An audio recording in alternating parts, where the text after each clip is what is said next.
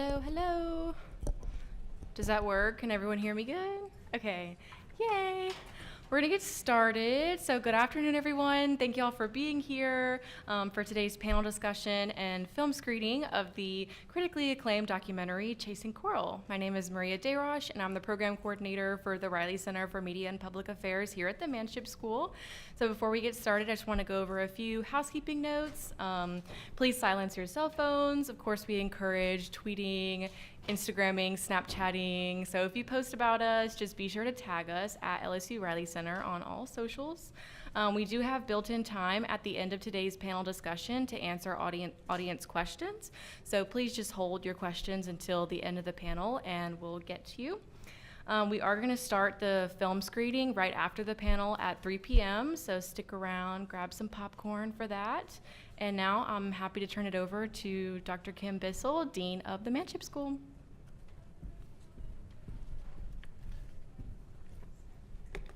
Thank you so much for the introduction, Maria. Good afternoon, everyone. Good The afternoon. response. Yay! All right, you passed the test. It's my great pleasure to welcome you here on behalf of LSU and the Manship School of Mass Communication. As Maria mentioned, my name is Dr. Kim Bissell. I'm the Dean of the Manship School. I've been here for just over a year and a half, and I am really proud to be able to welcome you here. What I am sure will be an engaging conversation on one of the most pressing environmental issues of our time. In a state like Louisiana, where our coastal ecosystems are not only a part of our natural heritage, but also essential to our economy and way of life, it's crucial that we talk about the environment. Today's event provides an opportunity to reflect on the future of coral reefs and the broader implications of climate change. At the Manship School, we recognize the value of building interdisciplinary relationships. The intersection of environmental science and journalism is especially valuable, as it helps bridge the gap between research, public understanding, empowering us all to take action. Today you will hear from experts as they share their insights on coral reef bleaching, the making of Chasing Coral documentary, which is amazing, and the critical role of storytelling in addressing environmental challenges.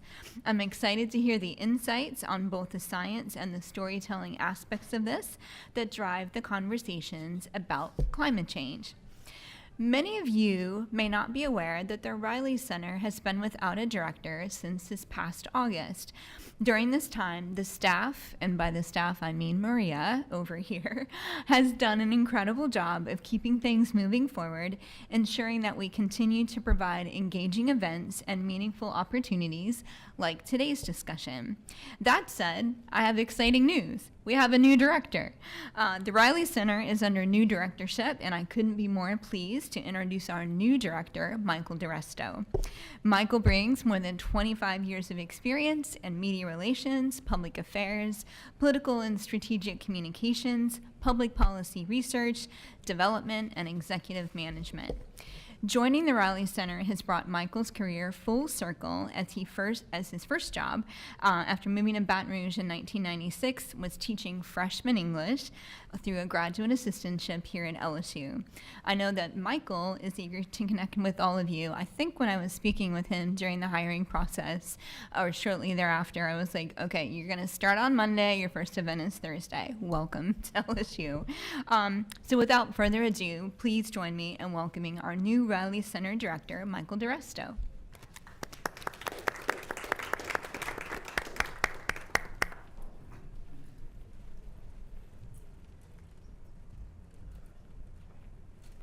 Thank you, Dean Bissell. I'm on day 4, so I'm just getting caught up.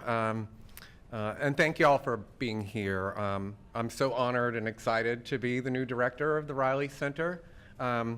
The Riley Center has a strong legacy of fostering important conversations on media, policy, and public affairs. I look forward to building on that foundation and collaborating with all of you to take the Riley Center and the Manship School to new heights. Events like today's are exactly the kind of programming I hope to continue and expand, bringing together experts, students, and the broader community to engage in meaningful dialogue that inspires action I also want to thank Maria for putting this together, and since she's way back there, I'm not gonna have to ask her permission to go off script slightly. I was so intrigued, even before I was hired. Weeks ago, she told me that this event was coming up, and I was excited for it because something seemed eerily familiar. I am old enough that I have a memory app, so I can remember things that I'm supposed to remember later, and I've got a tab for movies, and that night, I opened up the tab, and I'm like, Chasing Coral. I told myself I was supposed to watch this movie. I also had in parentheses, it would be great for Ella and Quentin. Those are two of my children. Ella is an environmental scientist at DEQ, and Quentin runs trails for Breck, but has a film degree from UNO. And so, of course, come on, you got to watch this movie with Dad. Dad, we've already watched it. So anyway, I was very excited to watch it, very excited about the panel discussion today. And with that, I'd like to introduce Cross Harris, who's going to move us in that direction. He'll be moderating today's panel. Cross is a junior undergraduate student at the Manship School studying journalism and photography. As a writer for the LSU student newspaper and the Austin American-Statesman, he's covered the local implications of climate change on the environment.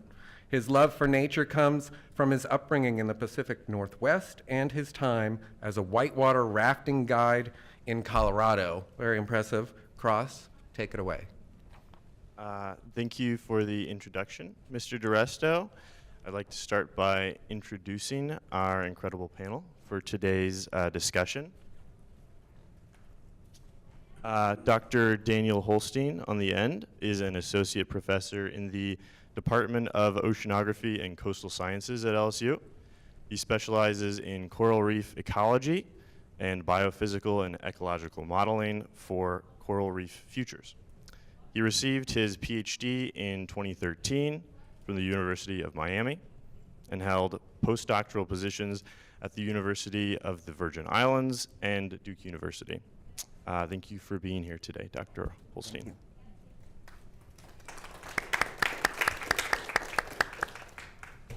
Next, we have Elsa Hahn, who is Director of Strategic Research Communications at LSU, creating and executing comprehensive communication strategies in the LSU system.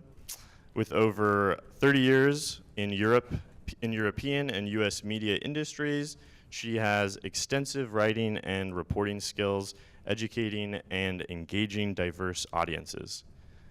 She received her joint master's degree in journalism and French studies from New York University.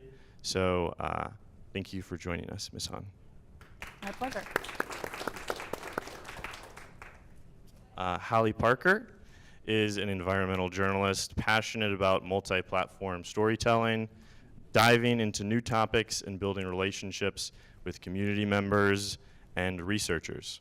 Before reporting at New Orleans Public Radio, she covered Louisiana's environment for the Times-Picayune New Orleans Advocate and Down the Bayou for the Houma Courier. She also worked for the National Audubon Society, and some of her reporting has centered on environmental justice issues and the state's coastal land loss crisis. Parker is also the board president for the Society of Environmental Journalists. So thank you for joining us today.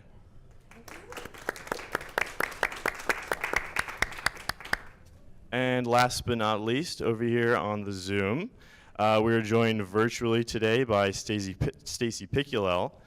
Stacy is the VP of Production at Exposure Labs, co-producer of The Social Dilemma, and the Emmy and Peabody award-winning film Chasing Coral, which we'll be watching later today.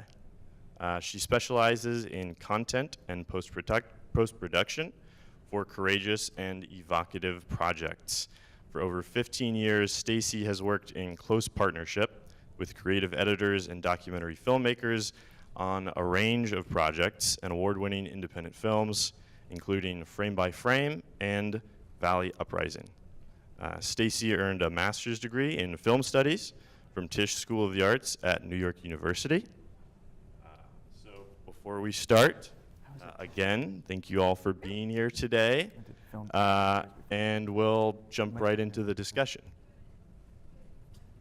So, 99 to 02. So before we go anywhere, I'd like to talk about misinformation and about climate skepticism, which remains, two things that remain significant barriers to environmental action. So how do each of you in your respective roles work to combat misinformation and make climate issues more accessible for the general public? And we can go popcorn, whoever wants to go first goes. Should we start on Zoom? Yeah, kick us off, Stacy. First of all, I just wanted to say thank you so much for having me on behalf of my team at eLabs. It's a privilege to be here speaking with the other panelists, and I just appreciate all the work that went into pulling today together. And thank you for the question. Clearly, prolific misinformation is eroding our shared sense of truth, including the fact that we need to solve climate change and the many other threats that we're facing as a society.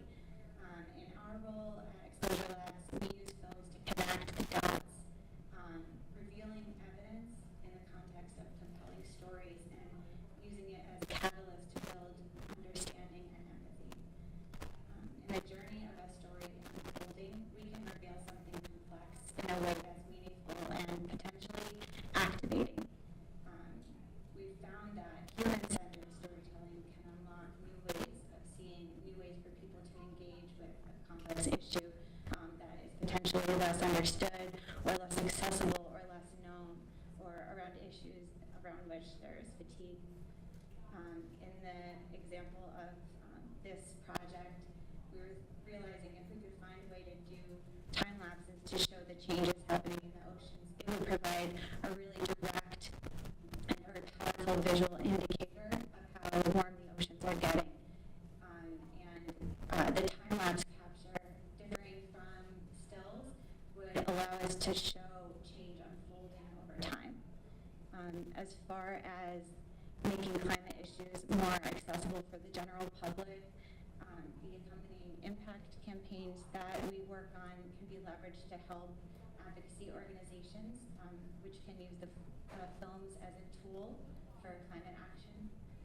And on balancing information and narrative to make issues acceptable, there is a huge process of deep research to educate ourselves. We use test screenings to see if people are understanding and resonating with the way that we're describing the issue and telling the story. We're using visual effects and graphics to help explain complex scientific points. We're doing extensive fact-checking and consulting with the scientists that participated in the films with us, and we're constantly working on balancing between simplifying and not oversimplifying. Thank you.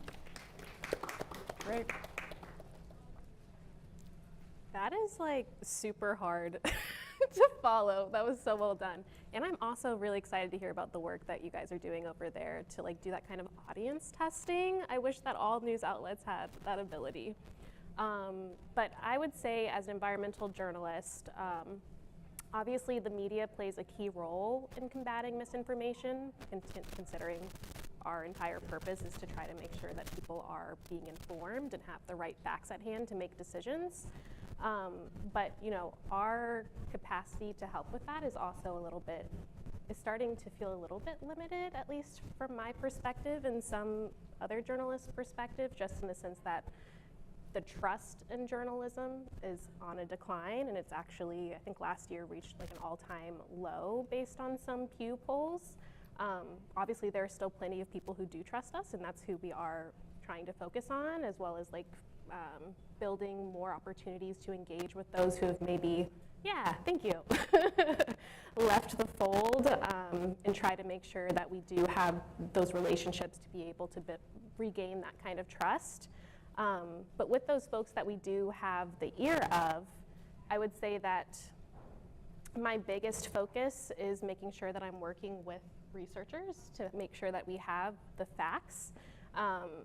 Environmental journalists especially have a role to play in terms of the expertise that we sort of build to be able to understand the research that's being put out that is often very like wonky and a little bit obtuse and hard to understand, and trying to parse that and simplify to make sure that the public can understand that information more clearly in a way that relates to their lives, in a way that resonates with them, and also just in a way that, you know, makes more sense to the casual person who might not have as much scientific literacy. I was one of those people. I did not think I was going to become an environmental journalist because I hated science in high school.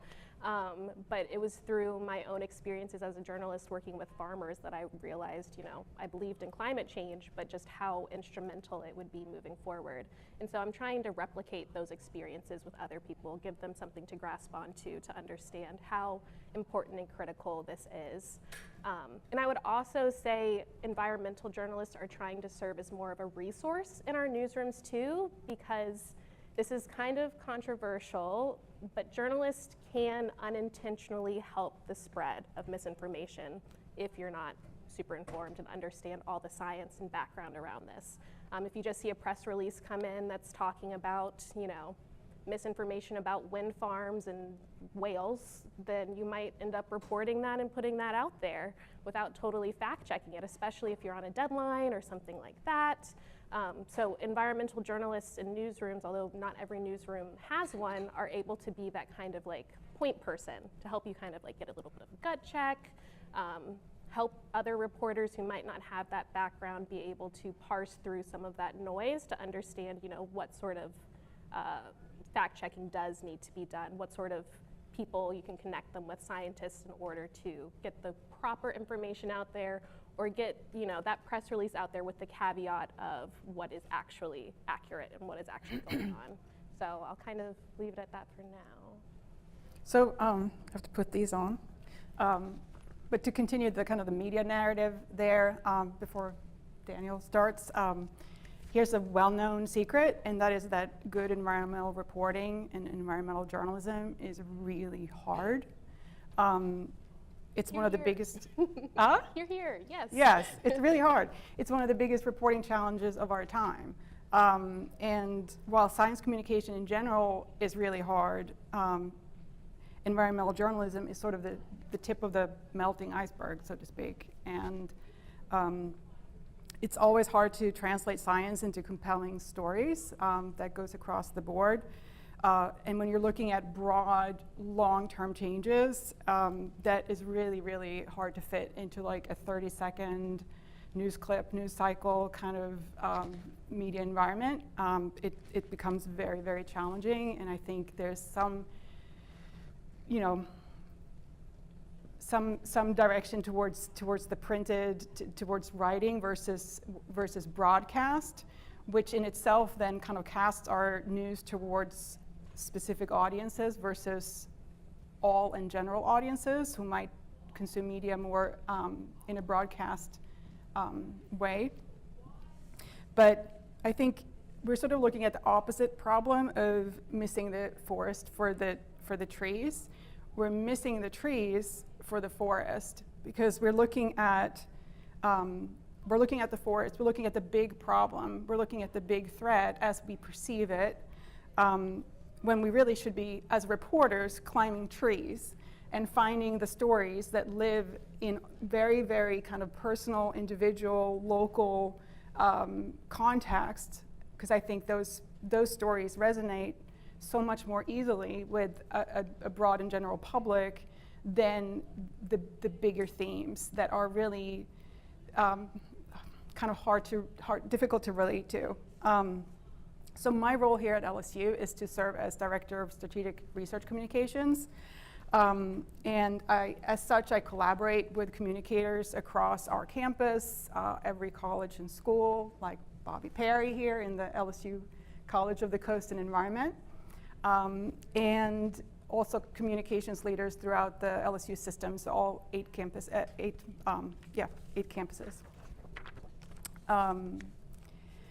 And in 2020, we started a new effort, a new publication called Working for Louisiana in collaboration with the LSU President's Office. I'm actually in the Office of Research and Economic Development. I'm not in the main comms office, so that makes me a little bit of a different animal on LSU's campus as far as communications.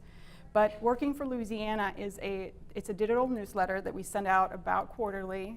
It's a website, and this all feeds into LSU's social media channels, LSU Research, which is the handle that I manage, and most of our other channels. And it also becomes kind of one-off publications depending on need in our efforts to communicate with the Louisiana legislature, with our federal delegation, or with specific sectors throughout Louisiana. And we've grown the audience of the publication to 34,000, which is pretty solid, I would say. And one of our core topics is Coast. And that, of course, in 2022 became part of LSU's Scholarship First agenda, part of the top 5 strategic research priorities for the university.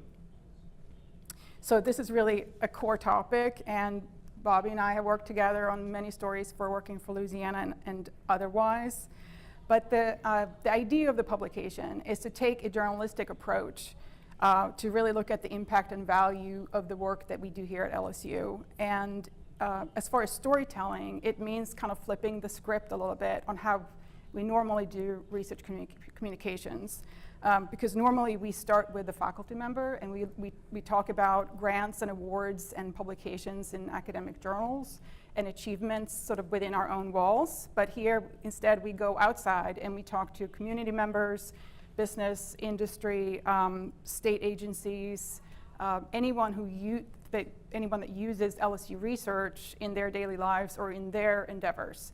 And we have them tell our story for us.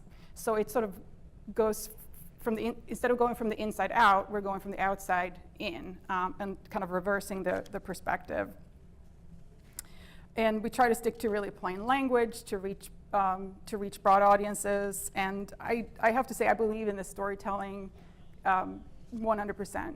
I, of course, come from journalism, but this is really something I believe in because it relies on journalism at its core, and not so much advocacy, but that's something we can return to later. Okay. So I think as a researcher and educator, a part of my job is breaking down complicated or complex processes or concepts into their component pieces, so that they can be explained to peers, for example, in publications, or explained in the classroom. And granted, peers aren't always a hospitable environment, but the classroom is usually a more hospitable environment than, I would say, the quote-unquote general public. And so I have a bit of an easier job, I think, than other people who are here. But I think one of the advantages that misinformation has is that it's simpler than reality, right? It's easier to imagine a reality where researchers are saying there's a problem so that they get more money, so that they can continue to say there's a problem, so they get more money through grants, and that's what, it's easier to understand or believe that false reality than it is to understand how our daily behaviors or our behaviors as a society could be impacting things like corals thousands of miles away. And so on the one hand, I don't envy your job, but also our jobs are similar in that it's about parsing out complexity into digestible pieces. I do think, and I mentioned this upstairs and I wanted to mention it here in this forum, a lot of young researchers are compelled to become excellent communicators, and they are told that that's a part of what they should be accomplishing as researchers. And it puts people in a very tough situation because it's very hard to do what you guys do and to do what researchers do. And we're asking people to do it all. And I think especially in an environment that is dominated by misinformation, where we are consistently failing to communicate science, I think young researchers especially feel devastated when they can't communicate effectively to the public. And so I really appreciate that all of you mentioned speaking directly with researchers, because I think that researchers need to become more comfortable with speaking to people who produce media, people and journalists, and communicating science so that it can be translated effectively to the general public. Thank you all. And I think that's a good segue because with an eye to the film that we're going to watch later, Dr. Holstein, I'd like to ask you to tell us a little bit about the importance of coral to marine ecosystems, how climate change is affecting that, and then also just simply what coral is, because I think that can be a tricky thing to understand. Yeah. So I'll start with the back end of that question, which is, what is coral? Coral is an animal, and it is in the same phylum as jellyfish. It's an cnidarian. And the corals that we're talking about today, tropical stony corals, are closely related to, for example, sea anemones. So if you've seen Finding Nemo and you're familiar with Nemo's house, which is an anemone, that's a very similar creature to a coral. And they are essentially, tropical stony corals tend to be clonal animals. So they look like maybe a big, colorful rock, but actually they're covered in clonal, so genetically identical polyps that all look like little tiny anemones that have a mouth and a gut, and they're all feeding. What makes them particularly interesting or special is that they have a symbiotic relationship with a single-celled algae. And that algae lives not just in their bodies, but in their cells. And those algal cells photosynthesize, and they provide that coral animal with sugar, with energy. And in turn, that coral provides that algae with someplace to live, but also with nutrients so that they can photosynthesize. And it's that tight relationship that allows coral reefs to grow. And corals grow their limestone skeleton that forms the foundation of these ecosystems. And without that symbiotic relationship, those structures would not be able to form, certainly not over the timescales at which they do form. And so that symbiotic relationship is really a central part of this film, and the fact that that symbiotic relationship breaks down in high temperatures. In some other situations as well. Basically, when corals get stressed out, that symbiotic relationship is the first thing to go out the window. And so increasing temperatures means that corals bleach, so they lose those algae. When they bleach, the coral begins to starve. It's lost its energy source. It can recover if temperatures return to normal. But very often they do die. And also they're in a weakened state should they recover. They can be exposed to diseases, for example. And so, this film does a spectacular job of communicating that to a general audience. This film makes me cry every time I watch it. It's important to note this film is 8 years old, and it has only gotten worse. I hate to be the bearer of bad news, but it's imperative that researchers and scientists don't sort of gloss over the truth, which is the places where I do my research in the Western Atlantic, even since this film was created, have tanked. Entire coral reefs are gone, entire species are missing from the reef. Bleaching events have been, heat waves, marine heat waves have caused widespread bleaching followed by huge disease outbreaks. And essentially these reefs are not what I remember even from 10 years ago, let alone from 30 years ago when I started snorkeling them. So. I think a lot of scientists, they get into the career because they have a love for nature, they're genuinely interested. So I would imagine that when you started out as someone interested in coral, it wasn't because they were going away. Is that right? So would you tell us a little bit about that experience of why you got into researching coral and then what you've seen in the field, which you mentioned a little bit? Yeah, I teach a coral reef ecology class, and I begin each semester by saying, unfortunately, this class is about climate change. It's not about corals like I advertised.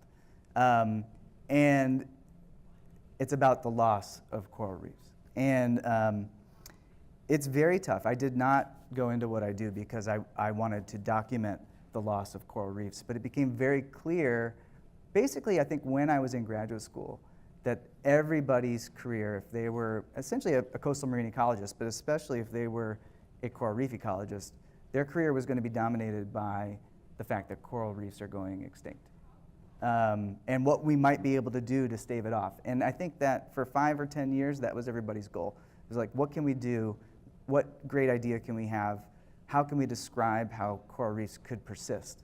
And I think that we not only are we running out of time, we have maybe run out of time.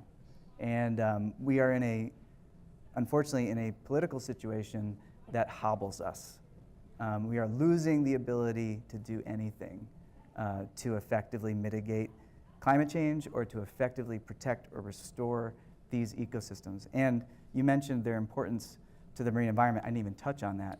But coral reefs are a canary in the coal mine. They live at the upper limit of their thermal range. So they are an indicator ecosystem for the rest of the ocean. And if we do not do something, we are going to lose coral reefs. And they will be the first biome in recorded human history that we have lost. And I think that is should be a warning, and it should be an indicator that we need to stop our squabbling and do something, or it won't stop at coral reefs. Thank you, Dr. Holstein. Thinking more about the film, Chasing Coral, which revolves largely around this pursuit to capture a coral bleaching event in action and to video it. What were some of the challenges the production crew faced during the making of the movie, Ms. Picciolo? For those of you who haven't seen the film already, you will see numerous obstacles and setbacks. We made the film over a period of 3 years. At a certain point, we thought we were finished with filming, and we were not finished. There is a line in the film where Zach speaks to the situation being a logistical nightmare, and that part always makes me chuckle because that was kind of the behind the scenes sense as well, just juggling all of the new problems and working so hard on problem solving as a collaborative team. Logistical nightmare really hits at every level. We had the overall challenge of communicating what's wrong with the coral. We had to start with figure out a way to provide the baseline information of like, it looks beautiful, it's white, but this is actually coral that is not healthy. We had the challenge of trying to hone the technology. So the time-lapse cameras had to be prepared to be submerged in salt water at great depth. We had to work with a team to engineer a wiper system to clean the glass so that the camera would continue to produce clear imagery.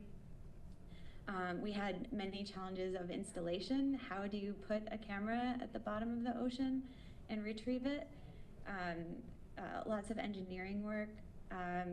We had the work of aligning cameras manually every day once we were doing the manual time-lapse photography, using underwater lasers to help us align the cameras in three-dimensional space, numerous sites, not to mention trying to get to the right places at the right time. So we were fortunate to be working with Dr. Mark Aitken at NOAA at the time, helping us to triangulate where we should be and when.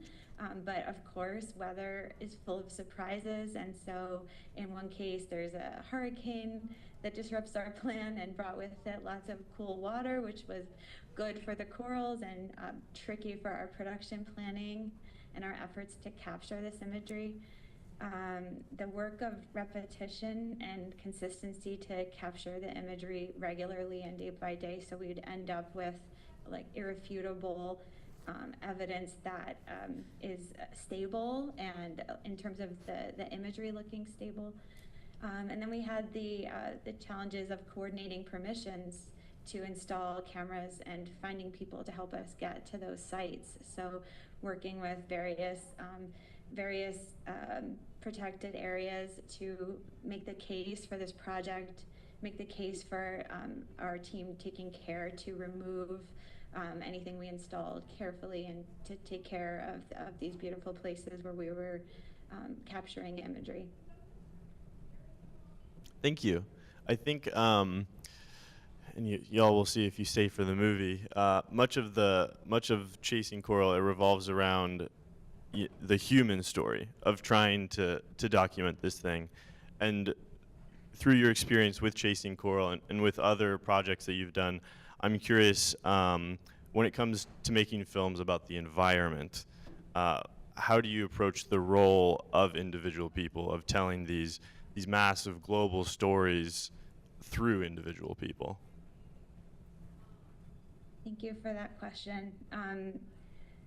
In trying to reveal something that is so complicated and shine a light on it in a new way, trying to create a new way of seeing, we're thinking about who can tell which aspect of this story. To Dr. Holstein's point, the complexity of scientists trying to message out their research and get it to reach a global audience is infinitely complicated. So wondering what collection, what gathering of individuals can we bring together in this context to bring this story to a place that has emotional impact and scientific relevance. Who can help us to know why we should care about this? So on the human side, a lot of this project is just so close to my heart and to the hearts of my colleagues in many ways because of the relationships that we developed with all of the protagonists, all the scientists, with Richard, who you'll meet in the beginning of the film, who introduced us to the problem and posited it as an advertising problem, something that people can't see, so they don't understand it. So we get to go on the journey with him to crack open this issue that is lesser known. And with Dr. Ruth Gates, her infectious enthusiasm is so exciting. It makes the reason to care about coral palpable. With Dr. Goldberg, he's helping us to understand the decades of research that have gone on leading to the point where we made the film, really contextualizing how this moment is just one in many years of research that has been ignored and many decades of climate skepticism. And then the camera team, all of those people, in this film, we're seeing the woes of trying to capture this imagery and showing the dedication to it. So we're able to connect empathetically with all these folks who care about this so much. They're just devoted to doing their part to make this film happen. And then lastly, in the sort of global call portion of the film, we're hearing from a cacophony of voices around the world. There's evidence of coral bleaching everywhere, and that collective chorus kind of lands differently. Thank you, Ms. Piculel. Yeah. Now that we're talking more about how we communicate climate issues, Ms. Parker, I'd be interested to know more about the challenges that you've experienced that are unique to environmental journalism. And maybe even if you could tell us a little about how you came to be interested in environmental journalism, your personal experience. Yeah, I think I'll start with the second part and then go do the first part. So I first got interested in journalism when I was in high school. That's when I first learned about, its purpose, the ethics. I have mentioned I have a tattoo, Seek Truth. So that mission just really resonated with me. But I wasn't really sure what I wanted to do with it. I was always into science, social justice, human rights issues. Will I be a foreign war correspondent going overseas? That's actually really scary. So I don't know if I actually want to do that, but it ended up that in my first journalism job out of college, I was covering a super big, but very rural county in Virginia, which is where I'm from. And while I was there, the biggest industry was agriculture. And so the year that I was working for this newspaper, it was like very unpredictable weather. Like it would be super rainy sometimes and then a drought for other periods of time. And these farmers that I was working with were talking to me about this for my stories, and they wouldn't call it climate change, but it was very clear that that was what they were being impacted by. And that was, again, like I mentioned earlier, my aha moment of if I'm going to be doing journalism, I'm sort of seeing the human impact of the science and the world around us, and I'm realizing that that is an opportunity to combine my interest in elevating the voices of the most vulnerable people in our society, and also, I guess, practically, very much job security, because climate change is not going anywhere. And it just felt like an important mission to me. And so then my next job in journalism was for the Houma Courier, and that was where I got my first beat, and that was covering the environment here in Louisiana. And of course, that's ground zero for land loss, and that's what really solidified my interest in knowing that this was what I wanted to cover.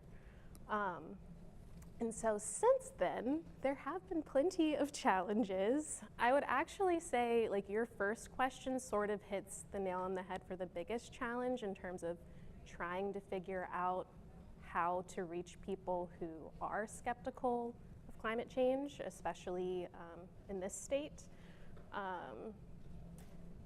And this past election also really hit home for me too, just because this is a critical period of time when it comes to addressing climate change. So what this administration does will affect the rest of the world and what our world ends up looking like in, you know, a century, but also less than a century. So thinking about how you can reach people and inform them and make sure that they do have the information to, you know, if they choose to care about these issues. I feel like, especially working for a public radio station, we have a certain demographic. And I've tried to do stories in the past that relate more, you know, like duck hunting was my very first story for NPR. And that was an effort to try to reach some other audiences that might not usually be listening to our public radio station. So it's trying to figure out how to bridge some of these gaps, information gaps, and also gaps in terms of trusting the media that I see as my biggest challenge and really my mission for, I don't know, probably the rest of my career. And that's why I'm really focused in pushing my own station to focus more on like community engagement, holding more in-person events, because a lot of times the media ends up being just that, the media. What does that even mean? And trying to put more of a face to who it is that's trying to tell the news and share the facts and the effort that goes into really what we're doing. We're not just telling stories, we are giving fact-checked information and reliable information. So yeah, doing that. And I'd also say part of the issue there too is just that there are so many, again, mediums now for people to get their information. And there is social media, and I would say that that's something that I'm trying to be better at, but there's currently probably a big gap of, you know, reliable information on places like TikTok, Instagram Reels, that sort of thing. And I wouldn't say that news outlets, including my own, are doing a great job of going into those spaces, and I think that's also one of my tasks that I'm working on, is figuring out how to be more comfortable on TikTok and doing effective videos to get that information out there, because if we're not filling that void, then someone else is, probably with that misinformation that we're talking about.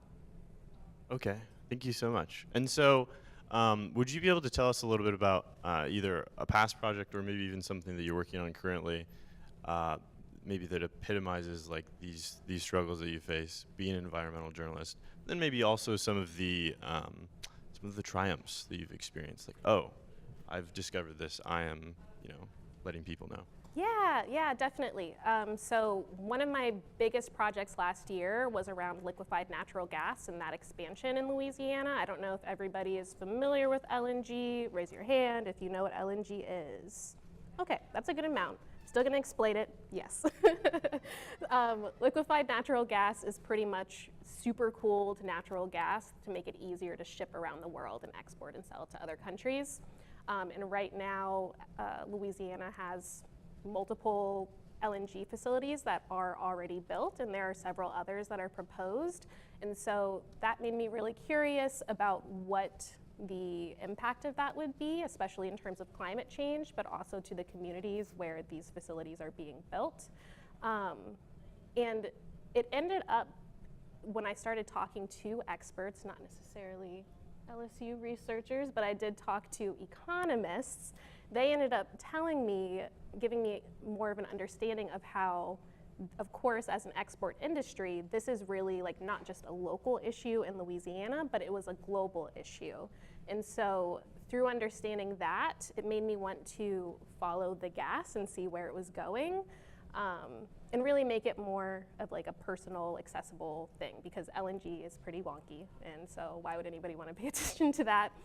And I ended up getting a big grant from the Pulitzer Center, so I could go not just to Southwest Louisiana, where a lot of these plants are being proposed, but also to Germany, to Japan, and be able to follow the countries that are actually importing this gas and tell the story of who's actually getting it, who's benefiting, what the pitfalls are, and show that this story and what's happening in your backyard is something that has global implications.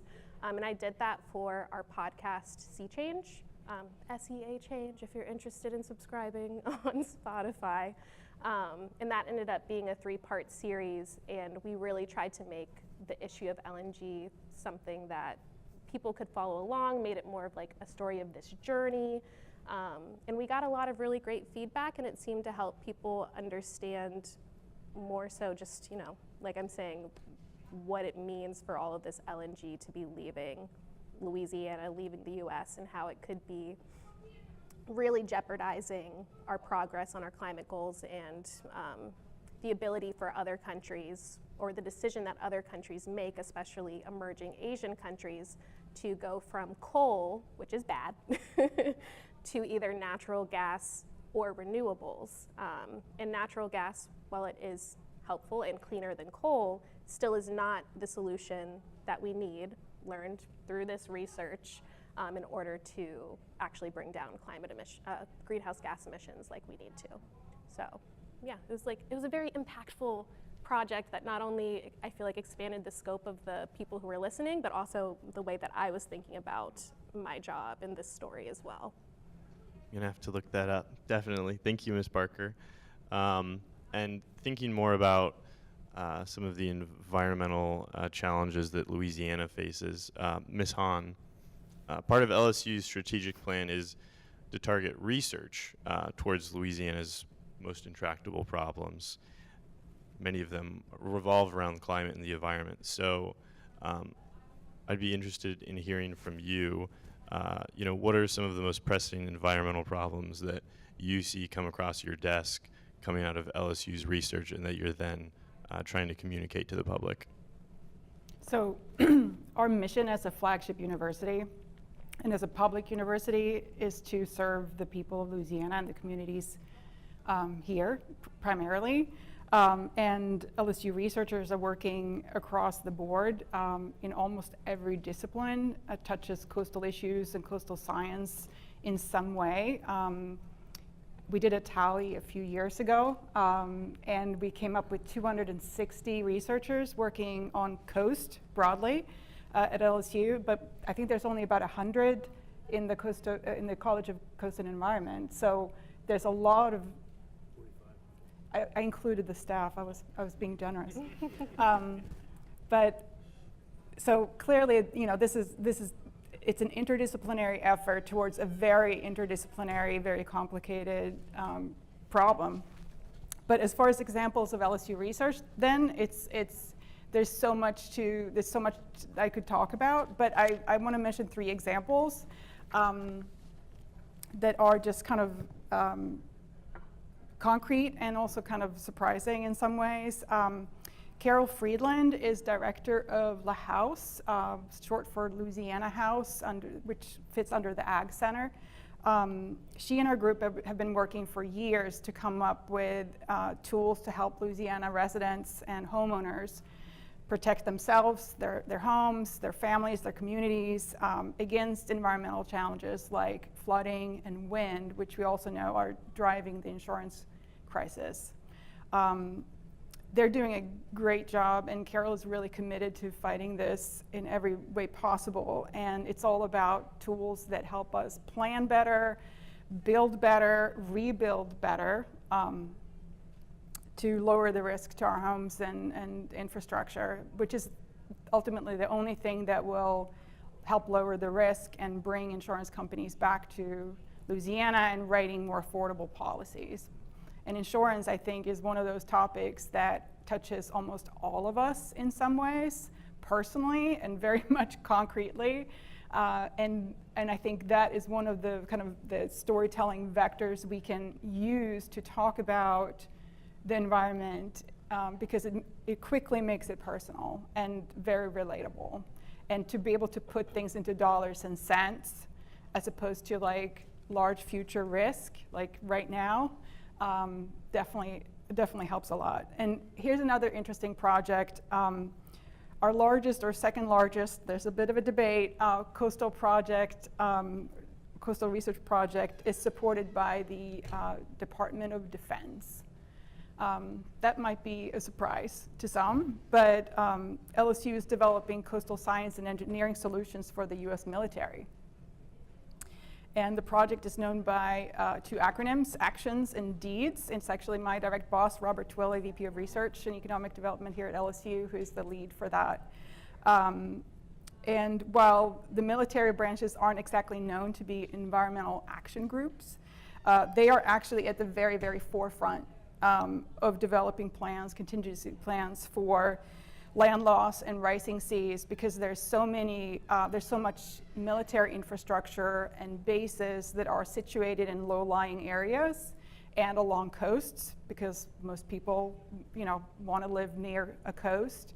So it's a really broad-scale, interesting project, and just the fact that the Department of Defense would be sort of at the forefront of this, I think, is something that a lot of people are slightly surprised by. Another huge coastal project that LSU is co-leading together with Tulane is Miss Delta, and that is looking at the potential futures, alternate futures for the mouth of the Mississippi River that is so critical to the US economy, US trade, energy, tourism, fishing, so many different uses. And of course, if you know the Mississippi River, I can't believe I'm talking about the river in front of you, but, but it drains 40% of the country. And so we're really sort of at the very tail end of it's like a nerve ending of this amazing network. And because of our energy, our energy industry is very much where it is in Louisiana because of the river, because of the proximity to the river, and trade. I think it's about 60% of U.S. grain that goes through the Bird's Foot and Southwest Pass, which is a part of the area that Miss Delta is really focusing on. But the project is about developing sort of alternate scenarios for the future, looking at if we do this today, we could see this in year 2100. And then looking at different options, and that way be able to make some solid recommendations about what will happen to our economy, to our communities, to housing, to everything from start to finish. It's a big project. Yeah. Thank you so much. And then I would also want to ask you about some of the communication strategies that y'all take. You mentioned earlier the idea of missing the forest through the trees, climbing individual trees, trying to tell individual stories. So how do you, in your role, how do you think about communicating in that way? So since I'm an extroverted introvert, I'm a fan of props. So I brought some friends. These are my friends and colleagues. I'm going to introduce Taylor Barnett. So in preparation for this panel, I want to reach out to some people I knew would have interesting things to say on this topic, because part of it, of course, is to kind of maybe try to come up with some idea of what to do and some advice for future reporters and environmental journalists who are committed to working in this field, which is very challenging and politically complicated, and so much more. So Taylor Barnett is a Manship graduate. She graduated last year. I met her when I interviewed her. She was working as an intern for the Nature Conservancy, which is one of the largest environmental organizations in the world. They approached her, or they connected, because they wanted help with communications reaching broader and more diverse audiences in Louisiana.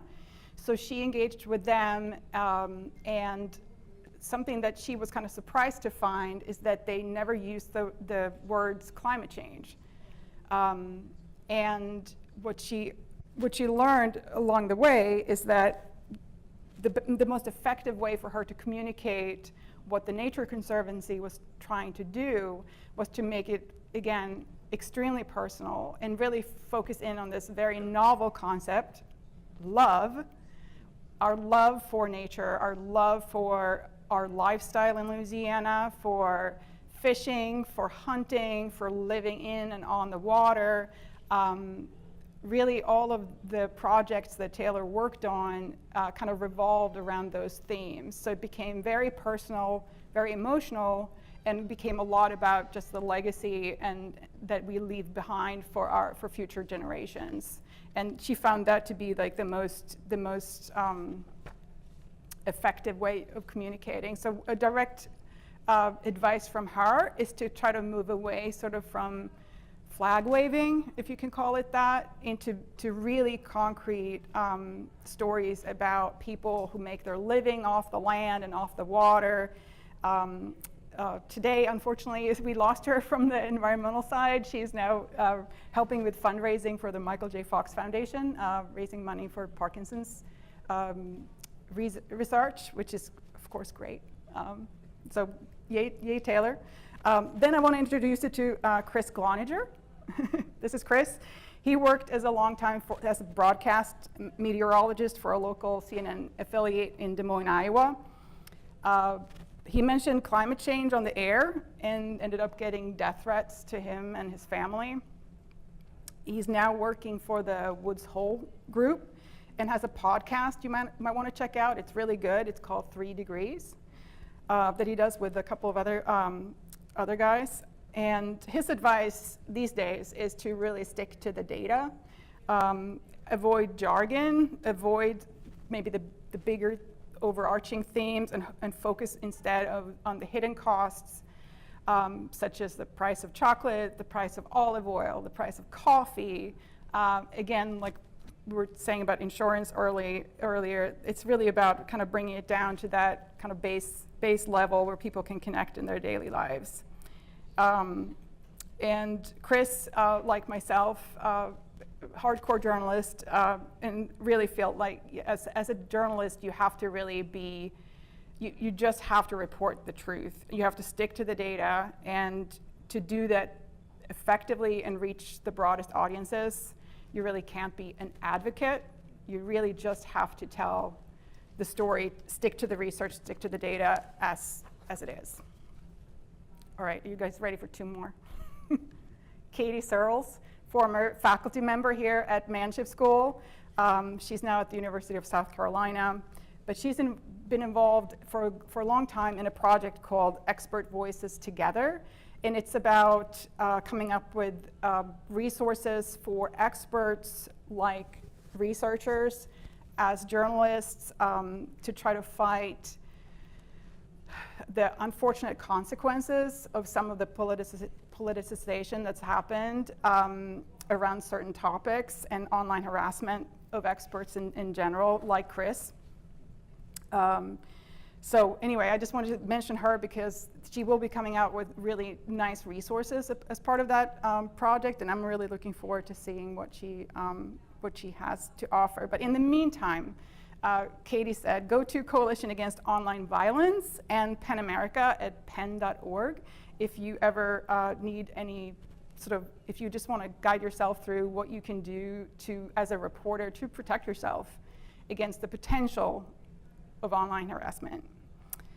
Because even if you're a journalist, you often get painted as an advocate, and it's an opinion, it's being, it's not fact. That happens unfortunately a lot.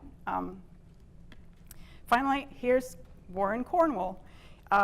He's on contact with Science Magazine, and he was down here recently to report on Miss Delta for Science, and he's one of the leading environmental reporters of our time, and he has never been harassed, which is fantastic.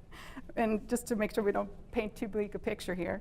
But Warren reminded me, like in the early days of climate change coverage, climate science, there was sort of a while, I think we're past that, where reporters would go and ask climate scientists about climate science, and then they would go to talk to people who were denying climate change and talk to them and get their voice, right?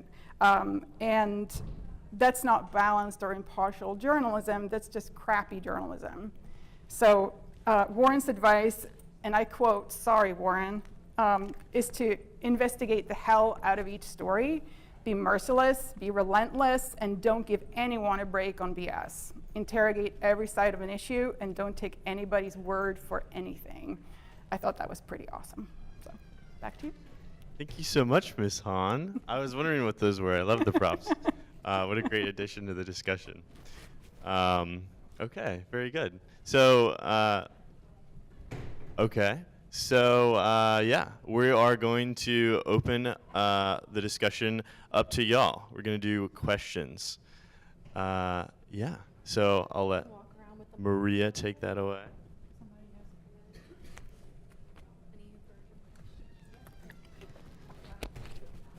My name is Chris Delia. I'm a longtime researcher in corals and other things. I started off doing coral research over 50 years ago as a graduate student. And oddly enough, I had a hard time getting a job because back then corals were not very interesting. And certainly that's changed a great deal. I served as dean of the College of the Coast and Environment and was involved in the hiring of this gentleman here. And I got criticized for why do we hire a coral reef scientist at LSU? I've been very interested in the communication issues. And my comment for the panel is, how do you balance out the science and the politics? Because it's a very, very dynamic problem. I now teach 3 courses, energy and environment being the one I've taught most in the last 16 years. I teach marine biology and world's deltas. They all have great connections. And I realize in the course of my teaching that there's definitely the coral problem, but I understand that the solution problem from energy and environment is difficult. And everybody has a very strong political opinion. So how do we appeal to all sides to keep them engaged and talking to each other? It's a great question.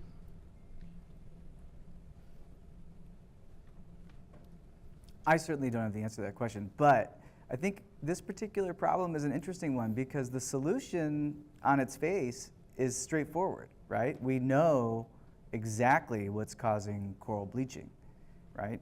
And so it's pretty easy to say that the science says reduce emissions and you might be able to save coral reefs, right? But how, right? Mm-hmm. Like how to communicate that to people in a way. How do you reduce emissions? That's really a problem. Mm-hmm. For example, the United States in 2008 was the largest emitter of CO2. China passed us, and now they're well over twice what we emit. Oddly enough, it was the fact that we went to fracking and natural gas and got off of coal that helped us really keep our emissions pretty level. It's really one of those great ironies, but that won't work forever. Yeah. I mean, you kind of butt into energy immediately when you start talking about these issues. You can't escape it. You just end up there regardless. And energy in Louisiana is not like energy anywhere because of liquid natural gas, because of petroleum, because of we have resources here that are truly unique to our state, and we are one of the biggest emitters because of our chemical and petrochemical industries that need energy to create the products that we need every day and that we sell throughout the world.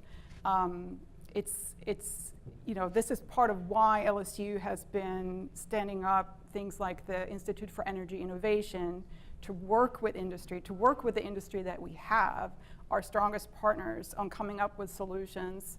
And this is really us kind of following their lead in many ways, as far as the global market is asking for more low carbon products. So how can we produce those products? How can we stay competitive?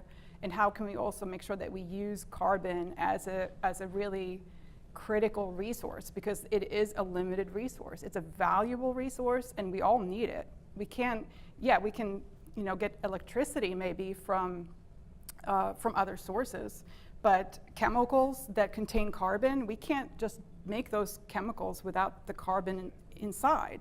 So we just can't escape that. If you want a dashboard in your car, if you want shoes on your feet, this is carbon.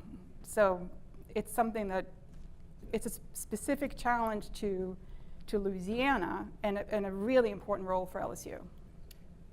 Well, I would say too, though, there are plenty of scenarios out there, and we do know how to reduce greenhouse gas emissions. The problem, and that's the energy transition, we have to move away from carbon-based energy in order to do so.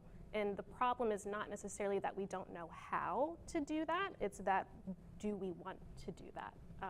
And we don't. We do have all the technologies needed, though. No, we don't. No, we don't, not at scale, because the need the problem with energy is that all of our quality of life depends on energy. We would like to see our own quality of life go up. We would like to